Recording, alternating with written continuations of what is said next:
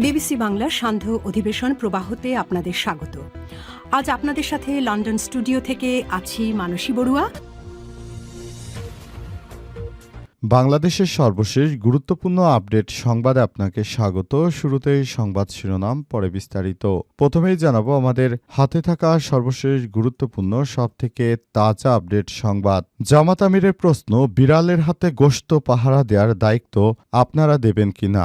যারা পরপর দুর্নীতিতে 5 বারের চ্যাম্পিয়ন হয়েছে তারা নাকি দুর্নীতি বন্ধ করবে। দেশে বিএনপির প্রায় নেতাকর্মীদের 60%ই ঋণখেলাপি, সুতরাং তাদেরকে এখনই সময় বিএনপির নেতাকর্মীদেরকে প্রতিহত করতে হবে।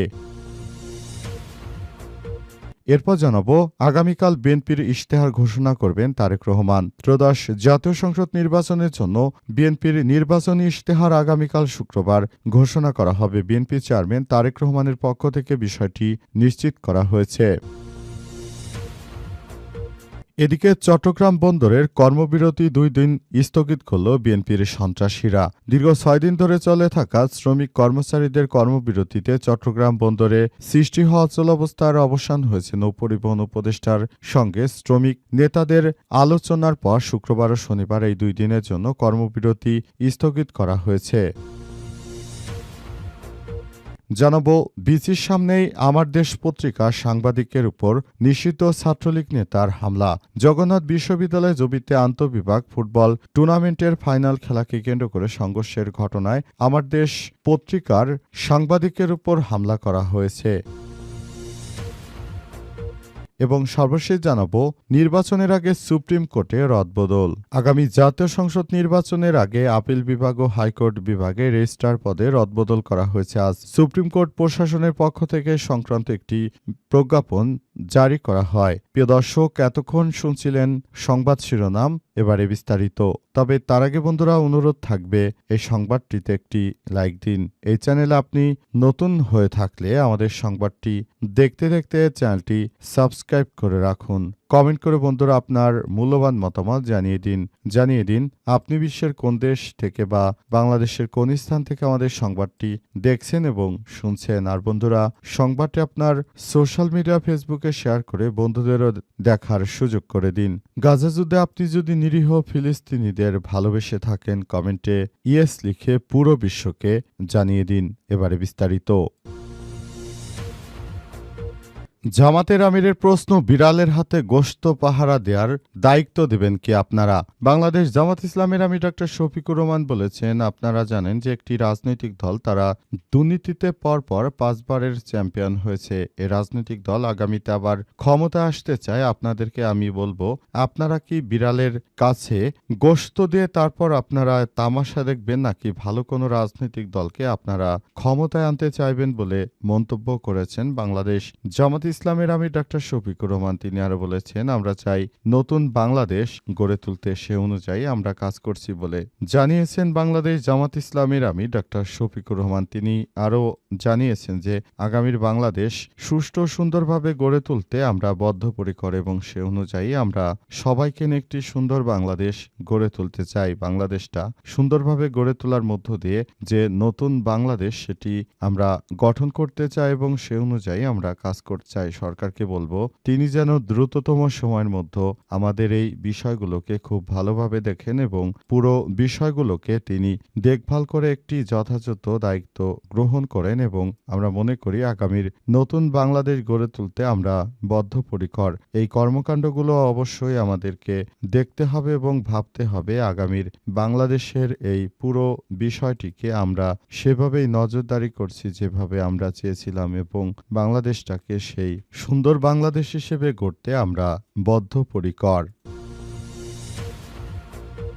আগামীকাল বিএনপির ইশতেহার ঘোষণা করবেন তারেক রহমান। ত্রয়োদশ জাতীয় সংসদ নির্বাচন নিয়ে আগামীকাল নির্বাচনের ইশতেহার ঘোষণা করার সিদ্ধান্ত নিয়েছেন বিএনপির চেয়ারম্যান তারেক রহমান। আগামীতে বিএনপি ক্ষমতায় গেলে কি কি করবে সেসব বিষয় নিয়ে রূপরেখা দিতে চান তিনি এবং সে অনুযায়ী তিনি রূপরেখা দেওয়ার বিষয়ে সিদ্ধান্ত গ্রহণ করছেন।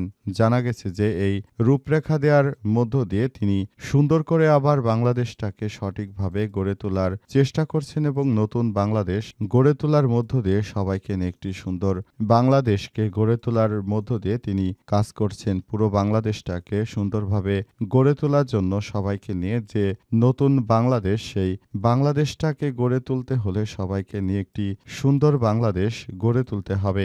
অন্তর্বর্তীকালীন সরকারের প্রধান উপদেষ্টা প্রফেসর ডক্টর মোহাম্মদ ইউনূসের সরকার এই বিষয়গুলোকে খুবই গুরুত্ব সহকারে দেখছেন এবং আমরা বাংলাদেশের প্রতিটি মানুষকে নিয়ে আমরা দেশটাকে সুন্দরভাবে গড়ে তুলব এমন কথাই জানিয়েছেন তারেক রহমান। এবং তারেক রহমান আগামীর বাংলাদেশের রাষ্ট্রনায়ক হলে 12 তারিখে যদি তারেক রহমান ক্ষমতায় যেতে পারেন, 13 তারিখ থেকে তিনি খাল খননের কর্মসূচি শুরু করবেন, যেটা বিএনপি এর আগেও করেছিল। এখনও সেই একই কর্মসূচি নিয়ে তারেক রহমান ভবিষ্যতের বাংলাদেশ গড়ে তুলতে চান। এছাড়াও তিনি যখন ক্ষমতায় আসবেন তখন তিনি 5 বছরে 50 কোটি বৃক্ষরোপণ করবেন এবং 20,000 কিলোমিটার খাল খনন করবেন। এই খাল খননের মধ্য দিয়ে বাংলাদেশে আর কৃষিকাজে কোনো পানির সংকট থাকবে না এবং বাংলাদেশের মানুষ এখন নতুন করে সব বিষয়গুলোকে নিয়ে দেখভাল করছে। আশা করা হচ্ছে যে খাল খননের মধ্য দিয়ে তারেক রহমান নতুন বাংলাদেশ গড়ে তুলবেন এবং সে অনুযায়ী ফ্যামিলি কার্ড, বিজিটি কার্ড, আরও কৃষক কার্ড সহ বিভিন্ন কার্ড দিয়ে জনগণের জন্য টাকা পয়সার ব্যবস্থা করবেন, সবাইকে আর্থিকভাবে সহযোগিতা দেবেন। তারেক রহমানের এই নতুন বাংলাদেশ গড়ে তোলার মধ্য দিয়ে বাংলাদেশ আরও বেশি স্বাবলম্বী হবে এমনটাই মনে করা হচ্ছে। আর গতকাল জামাত ইসলামের পক্ষ থেকে নির্বাচনী ইশতেহার ঘোষণা করা হয়েছে এবং সেখানে তারা কোনো আর্থিকভাবে স্বাবলম্বী করার প্রতিশ্রুতি না দিলেও জামাত ইসলামের নির্বাচনী ইশতেহারে মেয়েদের মাস্টার্স পর্যন্ত শিক্ষা ফ্রি, পাশাপাশি আরও বিভিন্ন সুযোগ সুবিধার কথাও বলা হয়েছে। তবে তারা বলছে বেকারদের হাতে আমরা উপযুক্ত কাজ তুলে দেব যাতে তারা নিজেরা আত্মকর্মসংস্থান তৈরি করে নিজে সেখান থেকে টাকা পয়সা যাতে করে ইনকাম করতে পারে এমন একটি ব্যবস্থা গ্রহণ করতে চায় তারা। পাশাপাশি তারা যারা বয়োজ্যেষ্ঠ নাগরিক রয়েছে তাদের জন্য ইবনে সিনা হসপিটাল, ইসলামী ব্যাংক, বাংলাদেশ হসপিটাল সহ এসব হসপিটালগুলোতে তারা বিনামূল্যে চিকিৎসা সেবা দিতে চায়, যেটা দরিদ্র মানুষের অনেক বেশি প্রয়োজন। চট্টগ্রাম বন্দরে কর্মবিরতি 2 দিন স্থগিত। দীর্ঘ 6 দিন ধরে চলা শ্রমিক কর্মচারীদের কর্মবিরতি চট্টগ্রাম বন্দরে সৃষ্টি হওয়া অচল অবস্থার অবসান হয়েছে। নৌপরিবহন উপদেষ্টার সঙ্গে শ্রমিক নেতাদের সফল আলোচনার পর শুক্র ও শনিবার এই 2 দিনের জন্য কর্মবিরতি স্থগিত করা হয়েছে। আগামীকাল শুক্রবার সকাল থেকে বন্দর পুরোদমে কাজ শুরু করবে শ্রমিকরা। বিকাল 4:30টার দিকে বন্দর ভবন প্রাঙ্গণে আয়োজিত এক সংবাদ সম্মেলনে কর্মবিরতি স্থগিতের বিষয়টি নিশ্চিত করেন চট্টগ্রাম বন্দর সংগ্রাম ঐক্য পরিষদের 2 সমন্বয়ক হুমায়ুন কবির ও ইব্রাহিম খোকন। তবে তারা হুঁশিয়ারি দিয়ে বলেছেন, নিউমোরিং কন্টেইনার টার্মিনাল এনসিটির পরিচালনা চুক্তি থেকে সরকার সরে না এলে আগামী রোববার থেকে আবারও কঠোর কর্মসূচি ঘোষণা করা হবে। সংবাদ সম্মেলনে ইব্রাহিম খোকন আরও বলেছেন, উপদেষ্টার সঙ্গে বৈঠক করে আমরা মোট 4টি দাবি উপস্থাপন করছি। আমাদের দাবিগুলো হচ্ছে এনসিটি চুক্তি বাতিল করা। উপদেষ্টা আমাদের জানিয়েছেন এ বিষয়ে তিনি প্রধান উপদেষ্টার সঙ্গে কথা বলে আগামী 2 দিনের মধ্যে আমাদের সিদ্ধান্ত জানাবেন। শ্রমিকদের জন্য 3টি দাবি ছিল: আন্দোলনরত কর্মচারীদের বদলি আদেশ প্রত্যাহার করা, আন্দোলনে নেতৃত্ব দেওয়া কর্মচারীদের বিরুদ্ধে ভবিষ্যতে কোনো আইনি পদক্ষেপ না নেওয়া এবং বন্দর কর্তৃপক্ষের চলমান চেয়ারম্যানকে অপসারণ করা। ইব্রাহিম খোকন আরও জানিয়েছেন, উপদেষ্টা তাদের 2টি দাবি ইতিমধ্যেই মেনে নিয়েছেন। এছাড়াও বন্দর চেয়ারম্যান অপসারণের বিষয়টি সক্রিয়ভাবে বিবেচনা করবেন বলে আশ্বাস দিয়েছেন। উল্লেখ্য, বিএনপির এই চাঁদাবাজ সন্ত্রাসী গ্রুপ মূলত বন্দরকে বিদেশিদের হাতে দেবে না। যদি বন্দর বিদেশিরা অপারেট করে তাহলে সেক্ষেত্রে বিএনপির এই চাঁদাবাজ সন্ত্রাসীরা মূলত আর চাঁদা তুলতে পারবে না। এজন্য তারা কোনোভাবেই চায় না যে বন্দরটি বিদেশিদের হাতে চলে যাক। তারা চায় বন্দরটি কোনোভাবেই যেন বিদেশিদের হাতে না যায়, সেই বিষয়টি তারা নিশ্চিত করতে এমন নাটক শুরু করেছে। তাদের এই নাটকে পুরো দেশের মানুষ এখন অতিষ্ঠ হয়ে যাচ্ছে। তাদের এই নাটক দেখে দেখে সাধারণ মানুষ এখন বলছে, বন্দর সরকার বিদেশিদের দেবে না, কাদের দেবে সেটি সরকারের ব্যক্তিগত বিষয়। বিএনপি চাঁদাবাজদের এভাবে আন্দোলন করে পুরো বন্দরের অবস্থা স্থবির করে দেয়া কোনোভাবেই গ্রহণযোগ্য হতে পারে না বলে বলা হচ্ছে।